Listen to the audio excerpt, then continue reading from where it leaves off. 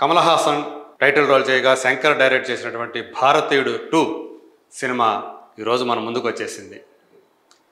అయితే ఈ సినిమా ఎంత హైప్తో అయితే రిలీజ్ అయిందో, కానీ సినిమా చూసిన తర్వాత అందరూ కూడా డిసప్పాయింట్మెంట్కి గురవుతున్నటువంటి పరిస్థితి. 28 సంవత్సరాల క్రితం 1996లో వచ్చినటువంటి భారతీయుడు సినిమా ఎంత పెద్ద సంచలన విజయాన్ని సాధించిందో చాలామందికి తెలుసు. ఇప్పుడు అదే దానికి మించినటువంటి సినిమాగా భారతీయుడు 2 నిలుస్తుందని చెప్పేసి ఆశించిన వాళ్ళని ఈ సినిమా బాగా నిరుత్సాహానికి గురిచేసింది చెప్పాలి. నిజానికి శంకర్ భారతీయుడు 2 తర్వాత భారతీయుడు 3ని కూడా ప్లాన్ చేస్తున్నారు. భారతీయుడు 2లో కాజల్ అగర్వాల్ నటిస్తుందని చెప్పేసి ఆ రోజుల్లో వార్తలు వచ్చాయి. కానీ ఇప్పుడు ఈ సినిమాలో కాజల్ అగర్వాల్ లేదు. కానీ భారతీయుడు 3లో ఆమె కనిపించబోతోందంటూ ఈ సినిమా చివరిలో యాడ్ చేసినటువంటి ఒక టీజర్, భారతీయుడు 3కి సంబంధించినటువంటి ఒక లీడ్ని ఆయన చూపించడం జరిగింది. ఒక టీజర్ లాగా అందులో కాజల్ అగర్వాల్ కనిపించడం మనం చూసాం. మరి కానీ స్క్రీన్ ప్లే పరంగా చూసుకున్నా, క్యారెక్టరైజేషన్స్ పరంగా చూసుకున్నా, సన్నివేశాల పరంగా చూసుకున్నా, ఒరిజినల్ ఫిల్మ్ ఏదైతే ఉందో భారతీయుడు, దానికి ఏమాత్రం సరితూగలేదు భారతీయుడు 2 అనేది మొత్తం టాక్ అంతా కూడా సర్వత్రా వినిపిస్తూ ఉంది. ఏదేమైనా సరే తన ఫస్ట్ సినిమాతో చేసినటువంటి కమల్ హాసన్ గారితో ఫస్ట్ సినిమాతో తను చేసినటువంటి మ్యాజిక్ ఏదైతే ఉందో భారతీయుడితో, దాన్ని భారతీయుడు 2 తోటి రిపీట్ చేయలేకపోయాడు శంకర్ అని చెప్పేసి ఆ పేరైతే వచ్చింది. ఈ సినిమా చూసిన తర్వాత రేపు గేమ్ చేంజర్ అనే సినిమా ఎలా ఉండబోతోంది అంటూ ఇప్పుడే చర్చ మొదలైపోయింది. మనకు తెలుసు రామ్ చరణ్ హీరోగా ఈ గేమ్ చేంజర్ని శంకర్ రూపొందిస్తున్నాడని చెప్పి. యాక్చువల్గా ఎప్పుడో గేమ్ చేంజర్ అనే సినిమా ప్రేక్షకుల ముందు రావాల్సింది. కానీ మధ్యలో ఈ భారతీయుడు 2 అనే సినిమా తీయాల్సి రావటం వల్ల గేమ్ చేంజర్ని అప్పటికే ప్రారంభించినటువంటి గేమ్ చేంజర్ని పక్కన పెట్టి ఆయన శంకర్ భారతీయుడు 2 తోటి భారతీయుడు 2 అండ్ భారతీయుడు 3 ఈ 2 సినిమాలని తీయటం వల్ల గేమ్ చేంజర్ అనేది వెనకబడింది.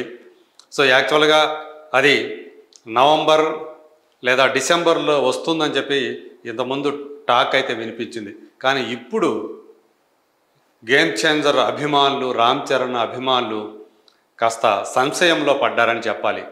భారతీయుడు 2 సినిమా చూసిన తర్వాత ఆ సినిమా ఎలా రాబోతుంది, గేమ్ చేంజరు మనం అనుకున్న విధంగా వస్తుందా, రామ్ చరణ్కి అది ఘన విజయాన్ని అందిస్తుందా లేదా అని కొంత సంశయంలోకి పడ్డారు. ప్రస్తుతం మూడ్ ఎలా ఉందో ఒకసారి మనం స్క్రీన్ ద్వారా చూద్దాం. డేంజర్లో గేమ్ చేంజర్. ఎందుకు డేంజర్? RRR మూవీతో, రాజమౌళి డైరెక్ట్ చేసినటువంటి RRR మూవీతో రామ్ చరణ్కు గ్లోబల్ స్టార్ ఇమేజ్ వచ్చిన సంగతి మనందరికీ తెలుసు. ఆ RRR తర్వాత రామ్ చరణ్ ఆచార్య మూవీ చేశారు. కానీ ఆచార్య బాక్స్ ఆఫీస్ దగ్గర పెద్ద డిజాస్టర్గా నిలిచింది. అందులో రామ్ చరణ్ తండ్రి మెగాస్టార్ చిరంజీవి టైటిల్ రోల్ పోషిస్తే రామ్ చరణ్ ఒక అరగంట సేపు కనిపించే ఒక ప్రత్యేకమైన పాత్రలో ఆయన మనకు కనిపించారు. దాని తర్వాత ఆచార్య తర్వాత రామ్ చరణ్ శంకర్ డైరెక్షన్లో గేమ్ చేంజర్ అనే సినిమాని మొదలుపెట్టారు. దీనికి దిల్ రాజు ప్రొడ్యూసర్. ఇప్పుడు ఈ మధ్యలో మళ్ళీ శంకర్ ఆ గేమ్ చేంజర్ని పక్కన పెట్టి ఈ భారతీయుడు 2 ఈ సినిమాని తీసుకొచ్చారు. యాక్చువల్గా గేమ్ చేంజర్ కంటే ముందు భారతీయుడు 2 ప్రారంభమైంది, షూటింగ్ ప్రారంభమైంది.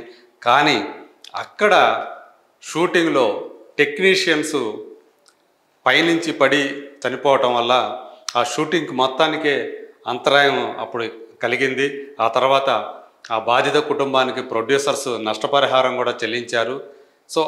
ఆ టైంలో అది పెద్ద వివాదానికి కూడా దారితీయడంతో ఆ భారతీయుడు 2ని ఆయన తాత్కాలికంగా పక్కన పెట్టి శంకర్ గేమ్ చేంజర్ని రామ్ చరణ్తో ప్రారంభించిన సంగతి మనలో చాలామందికి గుర్తుండే ఉంటుంది. ఇప్పుడు ఈరోజు భారతీయుడు 2 సినిమా వచ్చింది. Flop talk. నిజంగా చెప్పాలంటే ఇది ఫ్లాప్ కంటే కూడా డిజాస్టర్ టాక్ అనే టాక్ వచ్చిందనే చెప్పాలి.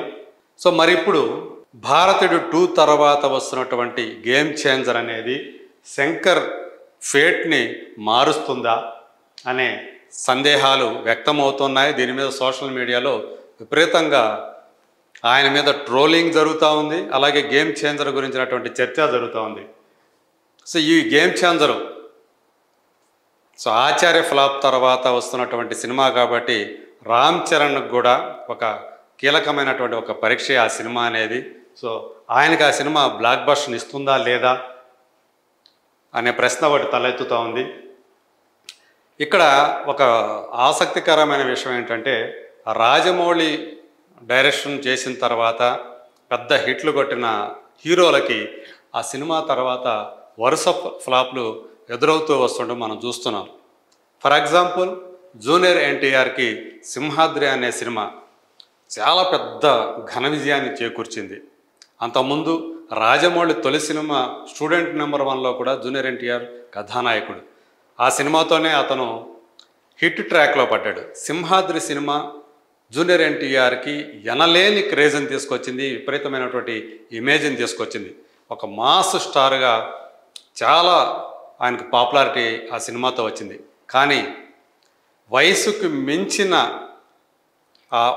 ఆయన వయసుకి కంటే కూడా ఆ సినిమా మరింత పెద్ద ఒక లార్జర్ దాన్ లైఫ్ సినిమాలాగా అది ఆయన అప్పటిదాకా తను చేసినటువంటి సినిమాలతో పోలిస్తే అది కనీసం 100 రెట్లు ఇమేజ్ని తీసుకొచ్చిందని చెప్పాలి.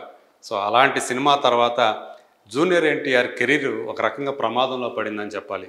ఆయన వరుసగా సినిమాలు ఫ్లాప్ అవుతూ వచ్చాయి. రాజమౌళి తీసినటువంటి యమదొంగ అనే సినిమా ఒక హిట్ టాక్ తెచ్చుకొని కొంతమేర మళ్ళీ ఆయనకి సాటిస్ఫాక్షన్ కలిగించింది. బట్ మళ్ళీ ఏదేమైనా ఒక బ్లాక్ బస్టర్ చూడటానికి ఆయన చాలా సంవత్సరాలు వెయిట్ చేయాల్సి వచ్చింది. జనతా గ్యారేజ్తో మళ్ళీ నాకు ఆ బ్లాక్ బస్టర్ వచ్చిందని చెప్పి జూనియర్ ఎన్టీఆర్ స్వయంగా చెప్పుకున్నారు. సింహాద్రి తర్వాత కమర్షియల్గా నాకు సాటిస్ఫాక్షన్ ఇచ్చిన సినిమా జనతా గ్యారేజ్ అని ఆయనే స్వయంగా చెప్పుకున్నారు. ఆ తర్వాత చూస్తే ప్రభాస్ కెరీర్ కూడా బాహుబలి ఫ్రాంచైజ్ తర్వాత బాహుబలి 1, 2 తర్వాత ప్రభాస్ సైతం వరుస ఫ్లాప్లు ఎదుర్కోవడం మనం చూసాం. ఒక సాహో, ఒక రాధేశ్యామ్, ఒక ఆదిపురుష్. మళ్ళీ అంటే వరుసగా 3 డిజాస్టర్స్ తర్వాత ఆయనకి మళ్ళీ సలార్ తోటి కొంత ఊరట లభించింది. ఇప్పుడు కల్కి సినిమాతోటి మళ్ళీ ఆయన ఒక బ్లాక్ బస్టర్ని చూశాడు. ఈవెన్ దో అప్పటికే అది ఆంధ్రప్రదేశ్లో ఇంకా బ్రేక్ ఈవెన్ కాలేదనే సంగతి ఇక్కడ మనం గుర్తుంచుకోవాలి. సో ఇప్పుడు RRR అనే సినిమా తర్వాత ఈయన చేసినటువంటి ఆచార్య ఫ్లాప్ అవటం, మళ్ళీ అది సేమ్ అదే ఫేట్ని మళ్ళీ కంటిన్యూ చేస్తూ ఉందా అనే ఒక చర్చ ఇప్పుడు నడుస్తుంది. యాక్చువల్గా మన సినిమా ఇండస్ట్రీ అంతా కూడా సెంటిమెంట్ల మీద ఆధారపడి నడిచే సినిమా. దానికి దీనికి ఏం సంబంధం ఉండకపోయినా బట్ లింక్ చేసి మాట్లాడటంలో మన సినిమా వాళ్ళ తర్వాత ఎవరైనా ఇప్పుడు కూడా అదే విధంగా ఈయన రామ్ చరణ్ వరుస ఫ్లాపులు ఏమైనా ఎదురవుతాయా అనే భయం ఆయన అభిమానుల్ని వెంటాడుతూ ఉంది. బట్ ఏదైతే ఆ గేమ్ చేంజర్ అనే టైటిల్ తోటి సినిమా తీస్తున్నారో అది ఖచ్చితంగా ఆయన ఫేట్ని చేంజ్ చేస్తుంది. అలాగే రాజమౌళికి హీరోలతో ఉన్నటువంటి ట్రాక్ రికార్డ్ ఏదైతే ఉందో, తను సినిమా చేస్తే మళ్ళీ ఆ తర్వాత ఆ హీరోలకి వరుస ఫ్లాపులతో ఇబ్బంది పడతారనే ఒక ఏదైతే ఆయన మీద ముద్ర ఉందో, గేమ్ చేంజర్ తోటి ఆ ముద్ర కూడా చెరిగిపోతుందని చెప్పేసి ఆయన అభిమానులు కూడా ఆశిస్తూ ఉన్నారు. సో ఏదేమైనా సరే, సో మొత్తానికి గేమ్ చేంజర్ అనేది ఒక డేంజర్ జోన్లో ఉన్నట్టుగానే మనం ఈరోజు చెప్పుకోవాలి. ఎందుకంటే ఇప్పుడు భారతీయుడు స్క్రీన్ ప్లే పరంగా చూసుకుంటే చాలా వీక్గా ఉంది. అందుకని సినిమా చూస్తున్నంతసేపు మనకి బోర్ కొట్టిందనే ఆ టాక్ ఏదైతే ఉందో అది గేమ్ చేంజర్ మీద కూడా ప్రసరిస్తూ ఉంది. సో దాని స్క్రీన్ ప్లే ఎట్లా వచ్చింది, బాగా వచ్చిందా, గ్రిప్పింగ్గా వచ్చిందా, సినిమా అంత ఇంట్రెస్టింగ్గా ఉంటుందా లేదా, భారతీయుడు 2 తరహాలోనే ఆ సినిమా కూడా ఉంటే పరిస్థితి ఏంటి అనేటువంటి ఒక ఆందోళన రామ్ చరణ్ అభిమానుల్లో కలుగుతుంది. బట్ ఏదేమైనా సరే, ఎందుకంటే దిల్ రాజు తన సినిమా సంబంధించినటువంటి అన్ని అంశాల్లో ఆయన పార్టిసిపేట్ చేస్తారు కాబట్టి ఆయన చాలా కాన్ఫిడెంట్గా ఉన్నారు. ఖచ్చితంగా గేమ్ చేంజర్ అనేది నిజంగానే ఒక గేమ్ చేంజర్ లాగా అవుతుంది, తెలుగు సినిమా మార్కెట్ని మార్చే ఒక చేంజర్ అవుతుందని చెప్పేసి ఆయన చాలా కాన్ఫిడెంట్గా ఉన్నారు. ఆ సినిమాకి పనిచేస్తున్న టెక్నీషియన్స్ కానీ యాక్టర్స్ కానీ చాలా గట్టి నమ్మకంతో ఉన్నారు. మనకు తెలుసు బుర్రా సాయి మాధవ్ ఆ సినిమాకి సంభాషణ రాస్తున్నారు. ఆయన కూడా చాలా కాన్ఫిడెంట్గా గేమ్ చేంజర్ అనేది ఖచ్చితంగా ఒక బ్లాక్ బస్టర్ హిట్ అవుతుందని చెప్పేసి ఆయన మన ఇంటర్వ్యూలో చాలా గట్టి నమ్మకంతో చెప్పారు. సో చూద్దాం, సో ఈ సినిమా వాళ్ళ సెంటిమెంటు నిజమవుతుందా, లేకపోతే ఆ సెంటిమెంట్ని Shankar and Ram Charan combination break చేస్తుందా, అలాగే రాజమౌళికి ఇప్పుడు దాకా ఉన్నటువంటి ఆ రికార్డ్ ఏదైతే ఉందో, సో తన సినిమాల్లో చేసినటువంటి హీరోలకి తర్వాత వరుసగా ఫ్లాప్లు ఎదురవుతారని అది కూడా ఆ ముద్ర కూడా చెరిగిపోతుందా, ఇవన్నీ కూడా మనం వెయిట్ చేసి చూద్దాం.